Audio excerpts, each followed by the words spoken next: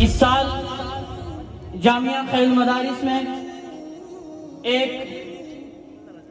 دردناک واقعہ پیش آیا کہ ہمارے انتہائی صالح اور ذہین طالب علم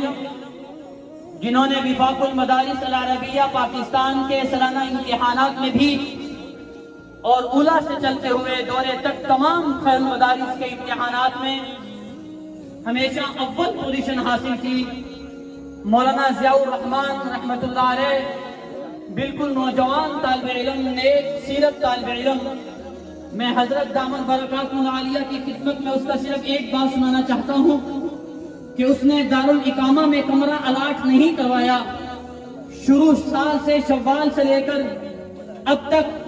وہ دارالحدیث میں ہی سوتا رہا، صرف قضاء حاجت کے لیے جاتا تھا یا کھانا کھانے کے لیے مطعم میں آتا تھا، رات ہو کہ صبح،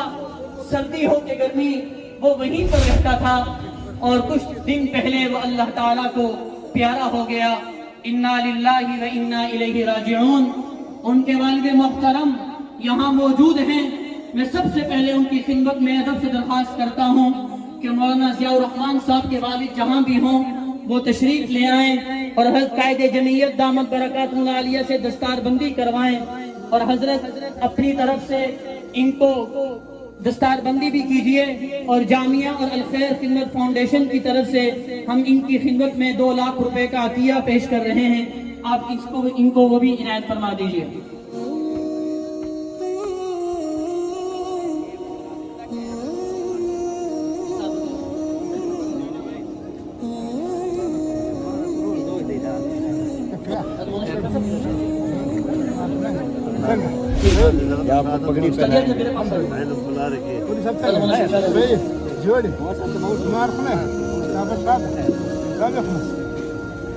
آپ ان کے والد کا حوصلہ دیکھیے،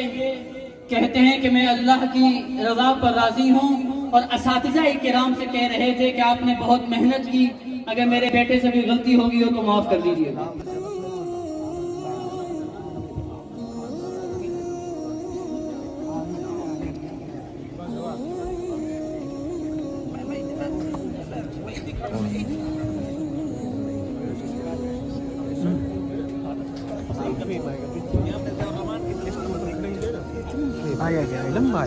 اب میں ملتمس ہوں تخصص کے